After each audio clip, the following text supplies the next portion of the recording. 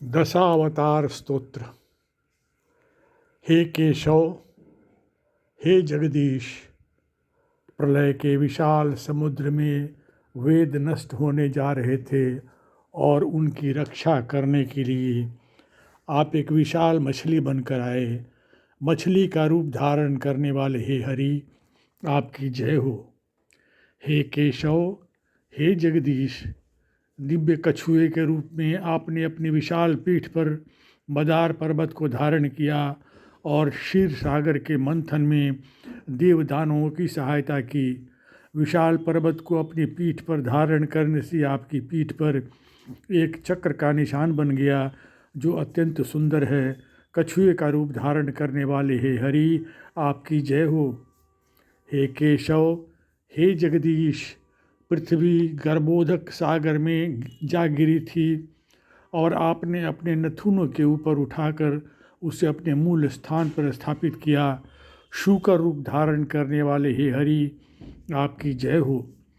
हे केशव, हे जगदीश, जिस प्रकार कोई सरलता से अपनी अंगुलियों के बीच एक भौरे को मसल देता है, उसी प्रकार आपने भौरे जैसे असुर हिरण्यकशिपु को अपने हस्त कमलों के सुंदर तीक्ष्ण नाखूनों से विदीर्ण कर दिया। आधे नर एवं आधे सिंह का रूप धारण करने वाले हे हरि, आपकी जय हो।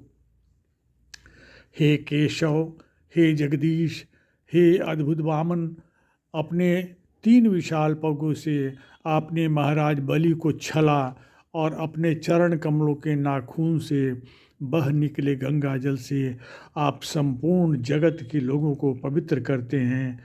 एक बौने का रूप धारण करने वाले हे हरि, आपकी जय हो। हे केशव, हे जगदीश, कुरुक्षेत्र में आपने आसुरी राजाओं का वध करके पृथ्वी को उनके रक्त से स्नान करवाया। आपके द्वारा विश्व भर के पाप धुल गए और आपने जीवों को भौतिक जगत के ताप से राहत दी। हे भृगुपति का रूप धारण करने वाले हे हरि, आपकी जय हो।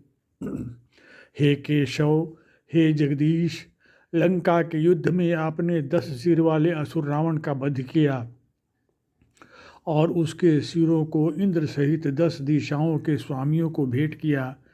इस असुर से पीड़ित वे सभी लंबे काल से इस कार्य की प्रतीक्षा कर रहे थे।